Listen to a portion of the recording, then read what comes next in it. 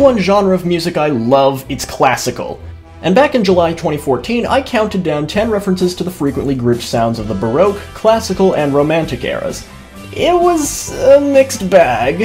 Whether I had misquoted Toccata and Fugue or mispronounced Dies Irae, it was still a fairly good list, but I felt that I could do the topic more justice.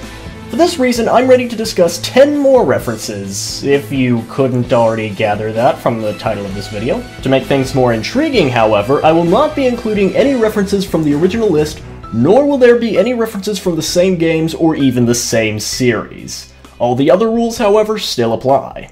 After all, this means plenty more variety this time around, and coverage for a good number of obscure games. It's a win-win all around, and last I checked, people quite enjoy those situations. So how about we cut the superficiality and get started with the list then?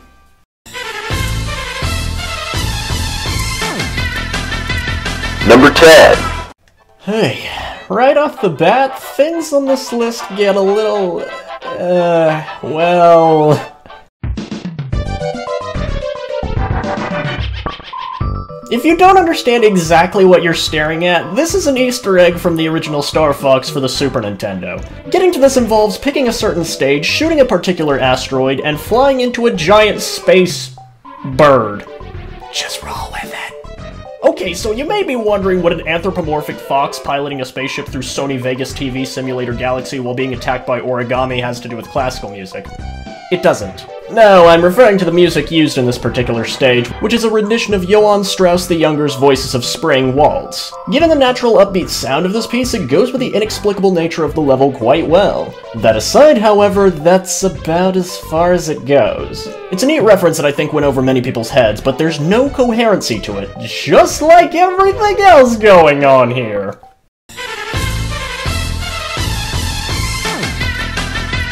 Number 9. I doubt that many of you have heard of a game called Return Fire, but to keep it short and simple, it was a game for the PS1 and 3DO, where your goal was to choose a vehicle, attack the enemy base, capture the flag, and bring it back to your base. The game was made on a pretty low budget, so instead of hiring a professional composer, they instead used classical music, with each vehicle having its own theme. Where the developers got especially creative, however, is with the helicopter. The second you unleash your flying weapon of destruction onto the battlefield, Richard Wagner's Ride of the Valkyries begins playing as if the game had suddenly decided to take after the Vietnam War film Apocalypse Now. In the hands of a fairly skilled player, the helicopter can be the best vehicle for disabling a base, so the choice works pretty well in that regard too. You still need a Jeep to pick up the flag though, and I can't take anything seriously when Flight of the Bumblebee is playing as you zip around the screen. Finally, I'ma get to move on the ground. Moving on the ground, moving on the ground. Whee!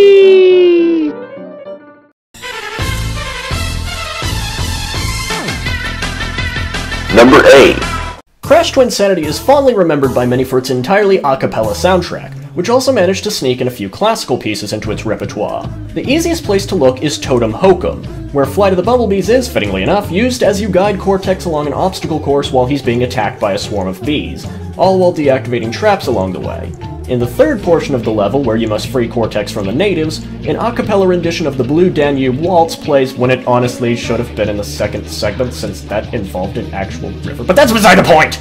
Another portion of a level in Twinsanity samples classical music, and that's the Walrus Chase and High Seas Hijinks, based on the Hebrides Overture by Felix Mendelssohn. And you better like this piece because chances are you're gonna be hearing it for a fair while. Man, the chase scenes really went downhill after the PS1 games, didn't they? Number 7. The Toho series is a complexly inspired but equally intelligent bunch of games, and one area that doesn't often come to fans' minds is the music. Not the titles, of course, but the actual content of the music. In this sense, there's a clever classical nod in Toho 6 Komakyo, specifically the theme of Ramilia Scarlet, Septet for the Dead Princess. It would seem that Ramilia might be a closet Beethoven fan, as there are many parts of her theme that sound as if they were taken directly from the score of Ode Ludwig's Pathétique Sonata 3rd Movement. Here's a comparison, in case you don't get what I mean.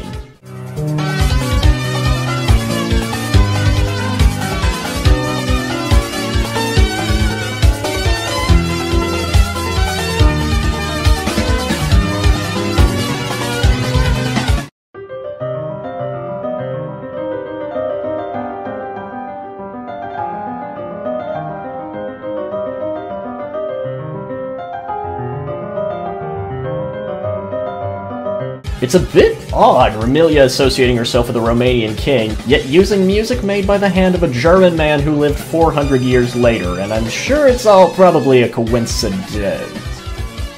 Well, she had some pretty progressive taste for a 295-year-old.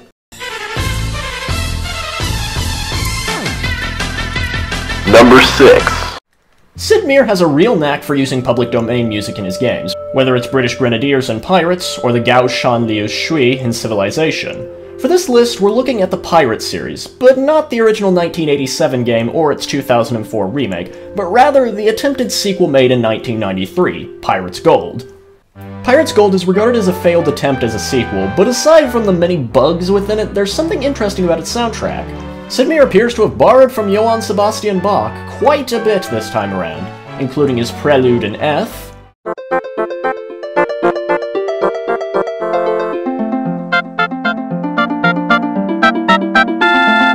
Partita in C minor,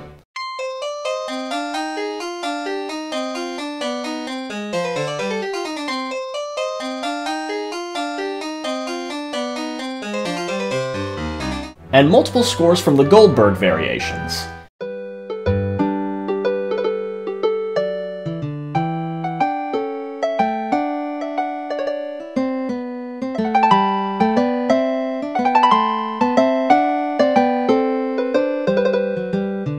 This actually makes sense given that Bach's life and the Golden Age of Piracy match up fairly well, and even in MIDI form they all sound quite pleasant. Say, if the original Sid Meier's Pirates got a successful reboot 17 years later, then we're 5 years overdue for a Pirates Gold remake. Is this too much to ask for, Fire Axis?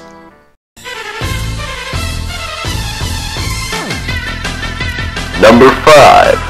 Warning! The following segment contains spoilers for Fez's normal ending. While it's very unlikely that any of us actually understood the darn thing in the first place, this disclaimer is for those who would otherwise complain about the lack of a spoiler warning. Looks like it's time to return to Fez. More accurately, to look at its normal ending, the one that occurs if you beat the game without all 64 cubes and anti-cubes. Now, I've seen a number of interpretations regarding this ending, but the most accepted version is that this entire scene is Gomez having an epiphany or enlightenment of sorts, thinking long and hard about three-dimensional existence and the components that make up matter, from molecules to quarks and rays of light. While the quite frankly mesmerizing visuals play out, the music that accompanies is a distorted rendition of Frédéric Chopin's already hauntingly beautiful Prelude in E minor.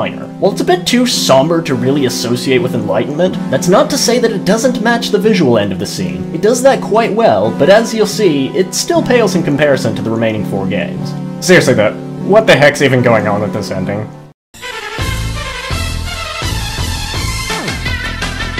Number 4.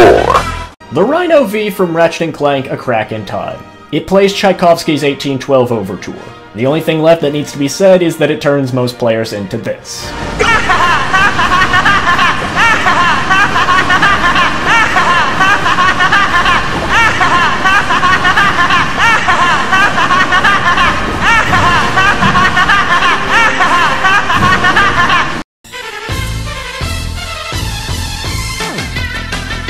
Number 3. Senran Kagura! It's a game where you play as a variety of kunoichi with some of the most kinetic cleavage you'll ever see, and there's some pretty damn fine hack-and-slash games too. When it comes to classical musical references, we need to look at Senran Kagura Shinobi Verses, specifically at the Gessen Girls Academy: Yumi, Murakumo, Shiki, Minori, and Yozakura. Each of these lovely lasses samples a different piece of classical music in their leitmotif. Yumi's theme samples Dies Irae from Mozart's Requiem in D minor, followed by Beethoven's Pathetique Sonata 3rd movement.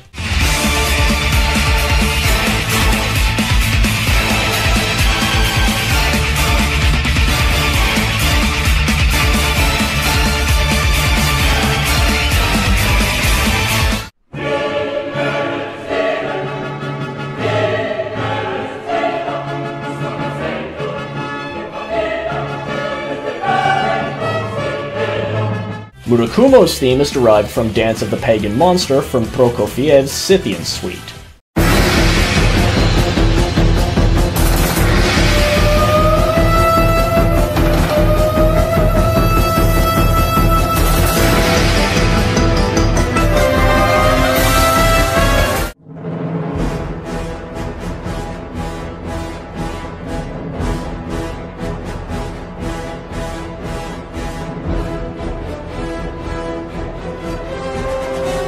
Shiki's theme directly samples winter from Vivaldi's The Four Seasons.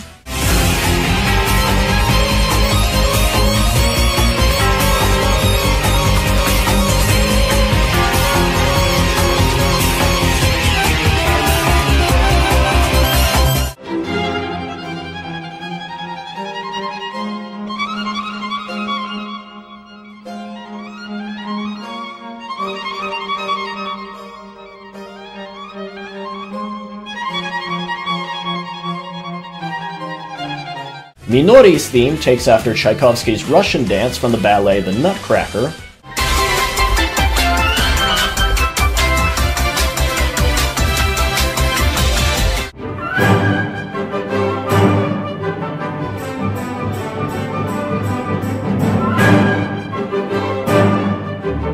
And lastly, Yozakura's theme borrows from Beethoven's well-known Moonlight Sonata.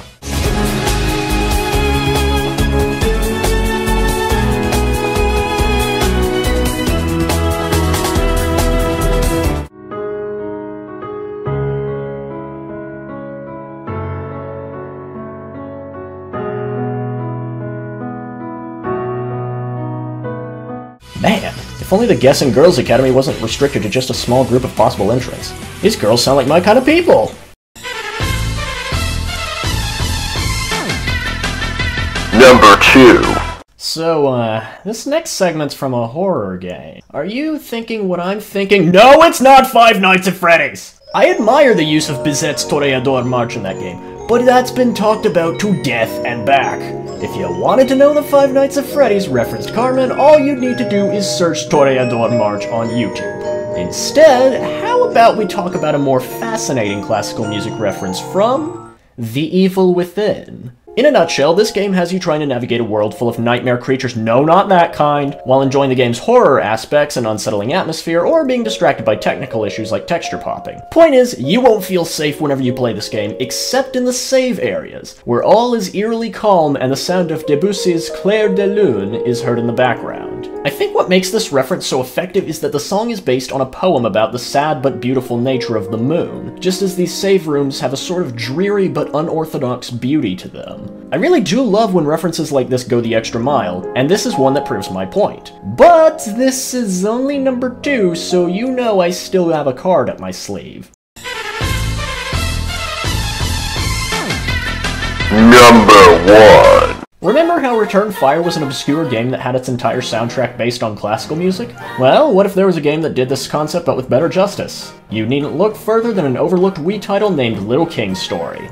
So Little King's Story is kind of like a cross between Pikmin and Rune Factory, in which you play as, well, a king, and use your 1% powers to build up an army and fittingly strengthen kingdom. Eventually, you will be called upon to bring the entirety of the land under your control, facing all manner of strange rival kings. All the while, the soundtrack to this entire game is filled with wonderfully orchestrated pieces from Debussy, Bizet, Tchaikovsky, Bach, Dvorak, and more. Heck, your advisor is a cow-riding knight who uses the Toreador March from Carmen as his personal theme. The covers of each song are all very pleasant to the ears, they match the game's general fantasy European setting quite well, and in general form the backbone to this game's charm and appeal. This is the kind of game whose soundtrack is in my immediate listening list, and I think you should give it a listen as well. I'm the Kitsune Hawk, and what the hell even happened with New Little King's Story?